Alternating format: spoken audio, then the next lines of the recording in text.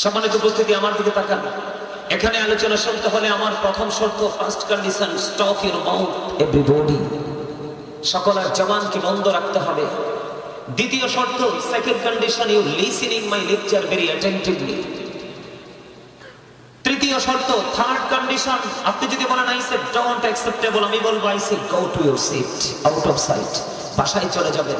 আমার কাছে ওই লোকগুলো দরকার যার সিনায় প্রেম আছে, পাশাপাশি তার অন্তরে ভয়ও আছে। কি আছে? এক পাশে রেখেছেন আল্লাহ রাসূলের প্রতি প্রেম, আরেক পাশে রেখেছেন আরেক কোন দিক দিয়ে না জানি বেয়াদবি হয়ে যায়, না জানি আল্লাহ রাসূলকে হারিয়ে ফেলি। এই দুইটা জিনিস আপনার মধ্যে সমানভাবে বিচরণ করাতে পারলে তাহলে আপনি হবেন ইমানদার, তার আগে নয়। কারণ আল্লাহ বলেছেন আল্লাযীনা আমানু, যারা ঈমান এনেছে, ও কানু ইয়াত্তাকুন, এবং তাকওয়া অবলম্বন করেছে, লাহুমুল বুশরা, তাদের জন্য সুসংবাদ, ফিল হায়াতিদ দুনিয়া, দুনিয়ার জীবনে, ও ফিল আখিরা, এবং পরকালের জীবনে। আমার দিকে তাকান, আমি আপনাদেরকে আমি আপনাকে চিনাচ্ছি। আপনি যে একজন মানুষ, আপনাকে আমি আপনার কাছে আপনাকে পরিচয় করে দিব। এখন ইতিপূর্বে পরিচয় হয়েছেন কিনা জানি না নিজের কাছে নিজে, আমি আজকে আপনাকে পরিচয় করিয়ে দিব। সম্মানিত উপস্থিতি, আমরা নিজেকে নিজে চিনতে পারি না, বিধায় আমাদের এত ব্যর্থতা। আল্লাহ কোরআনে ওয়াজ করেন, কোরআন শরীফের 29 পারা সূরা ইনফিতর, ফি সূরাতিন মাশা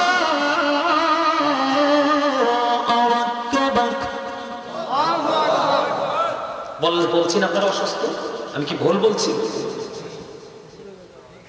আল্লাহ বলেছেন আল্লাহ ক্রিয়েটেড দ্য মাইন্ড।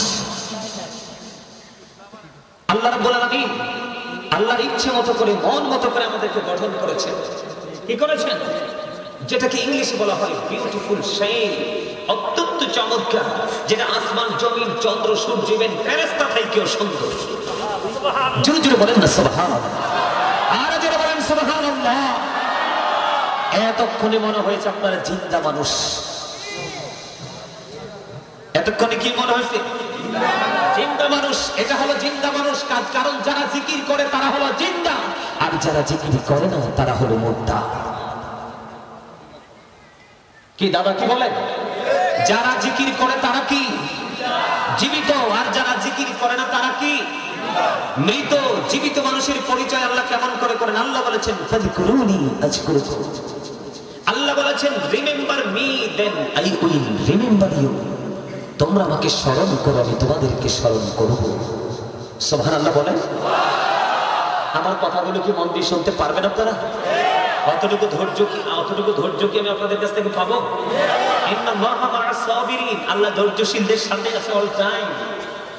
আর ধৈর্যশীল যারা, তাদের জন্য এত বেশি নিয়ামত আল্লাহ বরাদ্দ করে রেখেছেন, এর খেয়েও শেষ করতে পারবে না।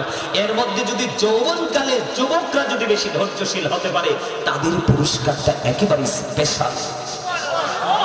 যারা এখনো বুড়ো হয়নি, জিবরাইল বলেছেন আমি বৃষ্টির ফোঁটাগুলো গণনা করতে পারি, কিন্তু যৌবনকালের আমল গণতে পারি না। যুবকদের আমল, যুবতীদের আমলকে আল্লাহ এত বেশি পছন্দ করে। সম্মানিত উপস্থিতি, আপনি প্রতিদিন কি করছেন? আমি এখন আপনাকে প্রশ্ন করলে উত্তর দিতে পারবেন না, অথচ আল্লাহ রাব্বুল আলামিন বলেছেন ইয়া আইয়ুহাল্লাযীনা আমানু যিকুরুল্লাহা যিকরান কাসীরা ওয়া সাব্বিহুহু বুকরাতান ওয়া আসীলা। আল্লাহ বলেছেন ইমানদারগণ, তোমরা বেশি বেশি করে আল্লাহর জিকির করো, সকাল তো সন্ধ্যা আল্লাহর পবিত্রতা ঘোষণা করো, বর্ণনা করো। আজকে আমরা কি সকাল তো সন্ধ্যা জিকির করছি? আল্লাহ না বলছে আমাদেরকে মন মতো করে বানাইছে, আমরা কি আল্লাহর মন মতো করে চলতে পেরেছি? নো, ইম্পসিবল, পারিনি। তার কারণ আমাদের ব্যর্থতা হলো ওই জায়গায় আমরা অত্যন্ত পৃথিবীলোভী। আল্লাহ রাব্বুল আলামিন সূরা আলে ইমরানের 185 নম্বর আয়াতের শেষ অংশে বলে দিয়েছেন ওয়ামাল হায়াতুদ দুনিয়া ইল্লা মাতাউল গুরুর। এই দুনিয়ার জীবন, এই পৃথিবীর জীবন একটা ধোঁকা, একটা প্রতারণা। নাউযুবিল্লাহ বলেন। আল্লাহর জিকির নিয়ে আমরা পৃথিবী নিয়ে ব্যস্ত আছি, আল্লাহর জিকির ছেড়ে তার জন্য, বিবি এবং সন্তানের জন্য। কোরআন শরীফের 19 পারায় চলে আসেন আমাকে আমার সাথে। কোরআন শরীফের 19 পারা সূরা শুআরা 88 নম্বর আয়াতে আল্লাহ বলেছেন ইয়াউমা লা ইয়ানফাউ মালু ওয়ালা বানুন। আপনার ধন, সম্পদ, সন্তান, সন্ততি কিচ্ছু কাজে লাগবে না। কার জন্য করছেন? কার জন্য এত কিছু করছেন? ওই দিক দিয়ে আব্দুল্লাহ ইবনে মাসউদ রাদিয়াল্লাহু তাআলা আনহু হাদিস শরীফ দ্বারা উনি থেকে বর্ণিত রাসূল বলেছেন, তোমাদের মধ্যে এমন কি কেউ আছো যে নিজের সম্পদের চাইতে ওয়ারিসের সম্পদ বেশি পছন্দ করো? সাহাবায়ে কেরাম বললেন, ইয়া রাসূলুল্লাহ, ইয়া হাবিবাল্লাহ, নবী গো, আমাদের মধ্যে এমন কেউ নাই গো যে নিজের সম্পদের চাইতে ওয়ারিসের সম্পদ বেশি পছন্দ করে। এবার আমার নবী একটা ডাক দিয়ে বললেন, ওইগুলো হলো তোমার নিজের সম্পদ যা তুমি ইন্তেকাল করার আগে আল্লাহর সন্তুষ্টির জন্য দান করে যাবে, ওইগুলো হলো তোমার নিজের সম্পদ। আর যা তুমি পৃথিবীর বুকে রেখে যাবে, তুমি মরার পরে আর কোনো মালিকানা চলবে না, এগুলো অন্যের সম্পদ হিসাবে বিবেচিত হয়ে যাবে, যদিও সম্পদগুলো তোমারই উপার্জন করা। যাবেন কোথায়? যাবেনটা কোথায়? যাওয়ার কোনো রাস্তা নেই, একটু ধৈর্য ধরেন। আমি বলতে চেয়েছিলাম জিকির। আমি যখন দুরূদ পড়েছি আপনাদেরকে দেখেছি আমি একেবারে দুর্বল। You are very weak. দুর্বল, একেবারে দুর্বল। কেন এত দুর্বলতা প্রকাশ করার মানে কি? আজকে তো থেকে প্রেমের বাগান, এটা মিলন মেলা, আমরা সবাই একত্রিত হয়েছি। যদি হার্টের প্রবলেমও থাকে, হার্টের প্রবলেম ভালো হয়ে যাওয়ার কথা, কারণ হার্টের রোগী যত বেশি মানুষ দেখবে, যত বেশি মানুষ দেখবে কথা বলবে, ততই সে ফ্রি। আর এদিক দিয়ে বৈজ্ঞানিক যারা গবেষণা করেছে, বিশ্বের অ্যাস্ট্রোনমার যারা, তাদের গবেষণা মেডিসিন, জিকির হলো হার্টের ঔষধ। আপনি যত বেশি জিকির করবেন হার্ট তত বেশি স্ট্রং, আর আপনার হার্ট যত স্ট্রং আপনি তত বেশি সুস্থ মানুষ হিসাবে সমাজ এবং ডক্টরদের বিবেচনায় বিবেচিত হবেন। আর যারা বলেন সুবহানাল্লাহ, এই সুবহানাল্লাহটাও তো জিকির। আল্লাহ বলেছেন জিকির, রাসূল বলেছেন এটা জান্নাতের বাগানে যারা আসে তাদের স্পেশাল ফল। আপনারা যারা এসেছেন তারা জান্নাতি, আল্লাহর মেহমান হয়ে গেছেন। ফেরেশতারা আপনাদের নোট করতেছে, আসমান ছেড়ে জমিন এসেছে। ওই যে আল্লাহ রাব্বুল আলামিন যখন আমাদেরকে সৃষ্টি করার প্রস্তাব দিয়েছিলেন, আর ফেরেশতারা বলেছিলেন নাও, তাদেরকে প্রস্তাব পাঠানোর দরকার নেই, আপনার অর্ডার মানবে না, মারামারি কাটাকাটি করবে। আল্লাহ বলছিলেন ইন্নী আ'লামু ইন্নী জাঈলুন ফিল আরদি খলিফা। তারা এটাকে প্রত্যাখ্যান করেছেন। প্রত্যাখ্যান করার পর আল্লাহ বলেছিলেন ইন্নী আ'লামু মা লা তা'লামুন, আমি যা জানি তোমরা তা জানো না। তার মানে আমার সকল বান্দা আমার আইনের বিরোধিতা করবে না, কিছু পাগল থাকবে, আমার তালাশেই শুধু ব্যস্ত থাকবে। তারই অন্যতম নমুনা হলো আজকের এই জান্নাতের বাগান। আপনারা যখন সুবহানাল্লাহ, আল্লাহ যখন আসমান ছেড়ে জমিন পর্যন্ত, আল্লাহকে কি ব্যাপার কি, মানে কি আল্লাহ জিজ্ঞেস করে ফেরেশতাদেরকে, হাদিস শরীফ প্রমাণ করেছে, তো ব্যাপার কি ওখানে কেন? আল্লাহ তোমার বান্দারা এত সুন্দর করে জিকির করছে আর আসমানে থাকতে পারলাম না, তাদেরকে অভিনন্দন জানানোর জন্য চলে আসছে।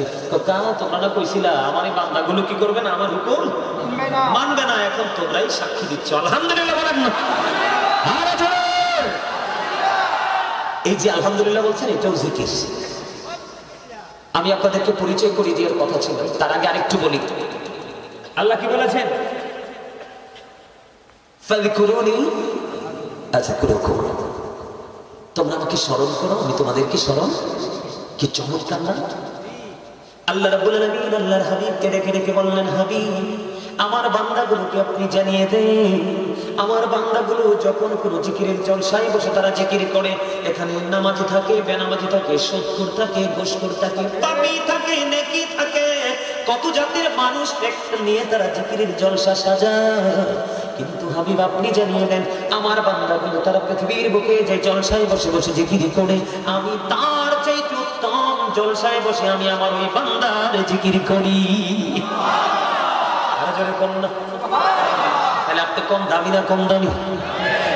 মনে করেন আপনি এখানে বসে বসে আল্লাহর জিকির করতেছেন, হুট করে একজন মানুষ আপনার কাছে চলে আসলো, সে জিকির জলসা পছন্দ করে না।